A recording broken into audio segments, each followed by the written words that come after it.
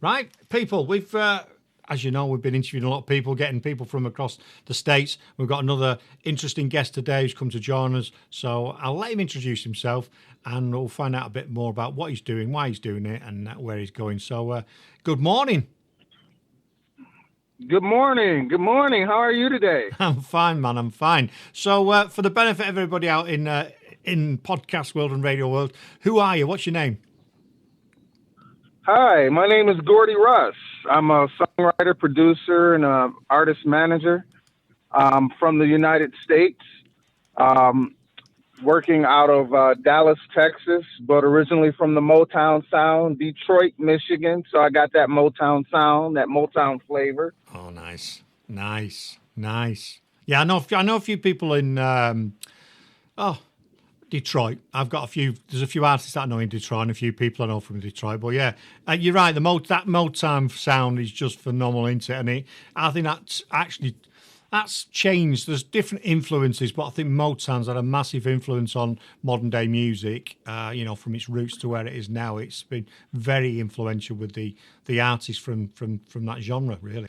Yes, you're correct. Motown has been very influential in modern music, up to date, and as well as the past.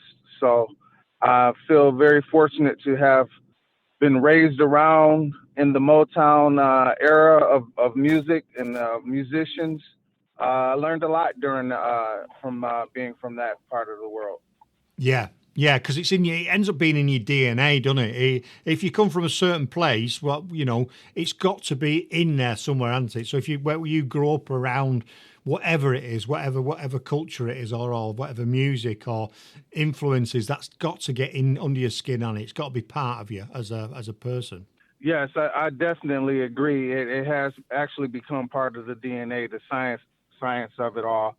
And the great thing about music is that music is the universal language to the world. Mm. And so, what I try to do is I try to work with artists from all different geographic locations because it's nothing like that fusion. When I was back in producing back in Detroit, I noticed that a lot of the music would kind of be homogenized. Everybody would kind of sound alike, right? Yeah.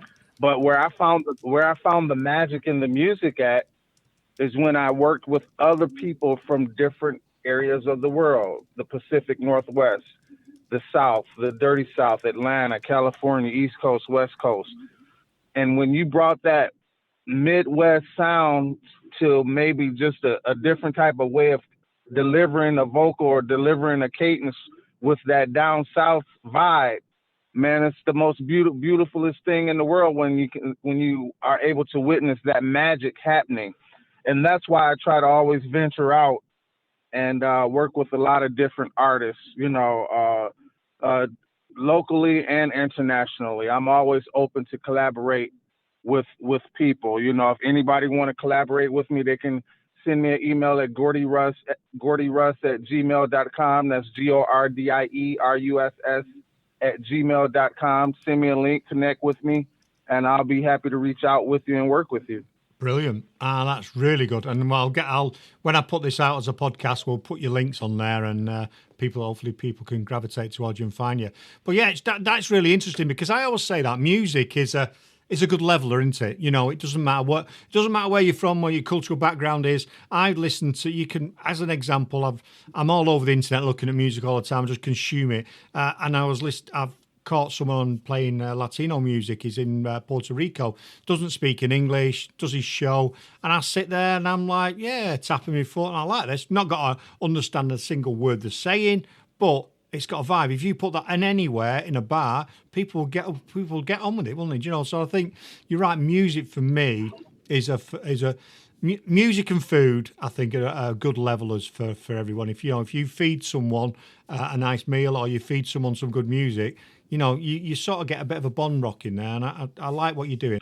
Hey, yeah, I agree. Everything that we do, we operate on a certain level of frequency, correct?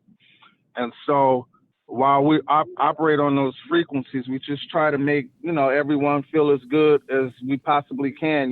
That's our gift to the world, to bring good music. And that's where where I come in at, music has been watered down in the recent decades, that I try to stick to that real music. Mm. One of my biggest influences were Prince, Michael Jackson, Luther Vandross, Hendrix, Phyllis Hyman, and so I try to model myself a little bit after those genres. I guess I got some of that DNA in me from those artists, but most importantly, music touches every part of the nervous system of the human body, and it doesn't matter where you're at, whether you're in India, China, or like you said, in Mexico or Spain or whatever. You may not understand the words, but you can understand the frequency and the vibration. You can't put your finger on what it is and what it does. So you're a songwriter, and you also promote artists as well, yeah? Yes, sir, I do. The label is up and coming and still in development. The name of the company is From the Ground Up Music Group, Talent Management Incorporated, Right. and the label is Gordie Records. Right. Okay. Cool. So Yes, people can find you yes, there. yes. Is it a specific? Are you working with a specific genre then? Yeah, absolutely. My specific genre of music is R&B, so Right. I would kind of consider myself an R&B specialist. And I'm going to be having a new single drop in 2021. Stay tuned for that. I would love to come back on your show and then make that announcement on the hard date on that. Mm. The single that'll be dropping is called "I'm Still Waiting," and it's going to be featuring Dion Lucas, formerly of the group 7 Mile, that was used to be with Crave Records and Right. Sony Records. So he's going to be having a debut single that's going to be featured. I wrote and he co-wrote the song along with me, and it's amazing. And I can't wait for you guys to hear it. Yeah, that'd be good, because that's what we set the stage, the radio station, and we've been going nearly 4 years now, and the ethos is finding and promoting emerging talent, whether that's presenters or it's artists or whatever. We just connect people, and we've seen some really good success, and it's nice to see when people get behind a track or a new project. So definitely, when that drops, please keep us in contact and send us the information so that we can listen to it, and we can also get behind it as well and share it with our fans over here. So just telling more about the up and coming single. It's going to break here in the United States, but we're also really looking to push it over in the UK. Mm-hmm. Belgium, London. That's pretty much the market that I'm looking at, really trying to sell my music in the UK market. It's going to be a new market for me. Yeah. But, from my understanding, the UK loves music and are great lovers of music. And I just can't wait to get the response from the people to see how they receive me as I receive them. Yeah, definitely, and you're right.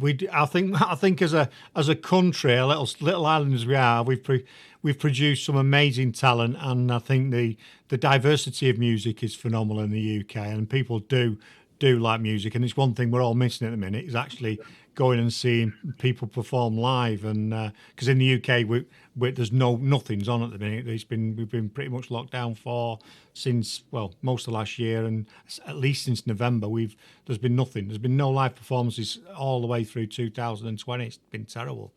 So I know it's a bit different in the States. You're still kind of operating with your venues and stuff, aren't you?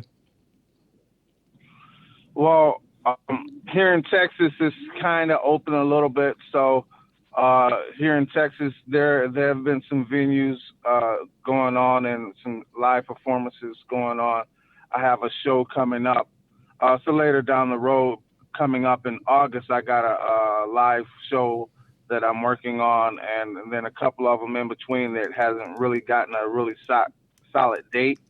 But we're working through the challenges that have been presented to us, as far as live entertainment, because, live entertainment has really taken a really big hit within the last year or so. But however, it has forced us all to be more creative, and as well to have to embrace the virtual streaming platform a little bit more. So with that being said, I've become a little bit better at working on the virtual platforms.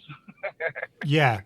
Yeah, definitely, it's done the same for us. It's done the same for us as a network. There's lots of things we do, like using Zoom. And I tell a story a few times. We have a show which is a sports show. Two guys talk about sports, and they have guests on. They used to meet together. One had to drive to the other one's house. When the COVID hit, what happened? It forced them, they couldn't do it anymore.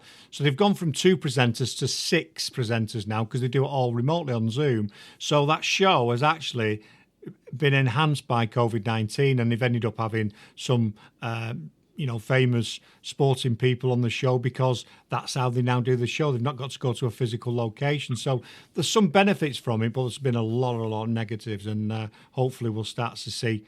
Well, we need the best of both, don't we? We need people to be on their A game doing the remote stuff, and also on their A game doing the physical gigging. So I think it's cut a few people out that weren't committed. Because if people weren't committed, they've stopped doing the stuff in the last 12 months and gone, it's not worth it. I might as well pack it all in.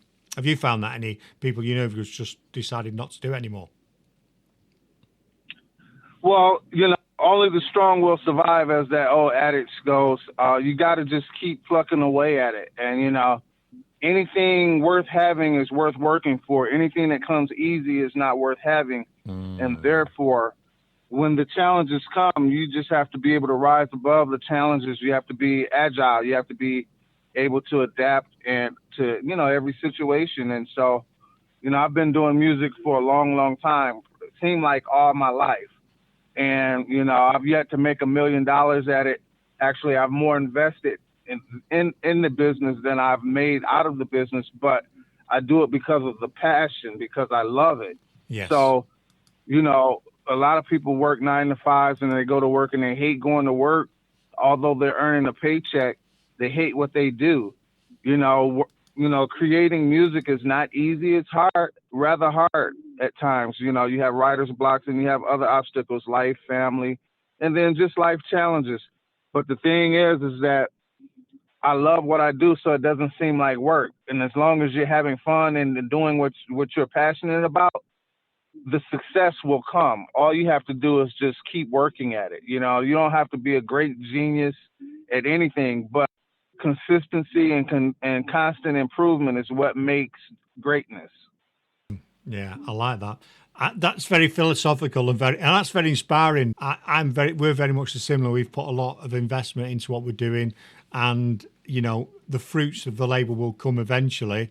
We know that because what we do it's right, and I think it sounds like you're very much the same. And I know you're going to be successful. I know if that's $1 million you target, I'm sure you'll smash that, because just by listening to you and what you're talking about, very articulate at describing it, I can't see how you can fail, really. I think so. I'm really intrigued to listen to the track when it drops, and we will definitely get behind that for you. We'll definitely be promoting it. Absolutely. I really look forward to it, and I really like the great things that you're doing, and I appreciate you taking the time out to have me on the show and to highlight my talents and to highlight me on the show. And I look forward to being a guest on more episodes to come. Yeah. And like I said, my email address is gordieruss@gmail.com. That's GORDIERUSS@gmail.com for any aspiring artists or producers that would like to collaborate and work together. Just shoot me an email. I would love to work with you. And hey, let's make great music. Excellent, man. Well, thanks very much for your time this morning. Hope you have a great day, and we'll definitely get you back on again and find out what you're doing and where you're up to. But until then, thanks very much. Absolutely. Thank you.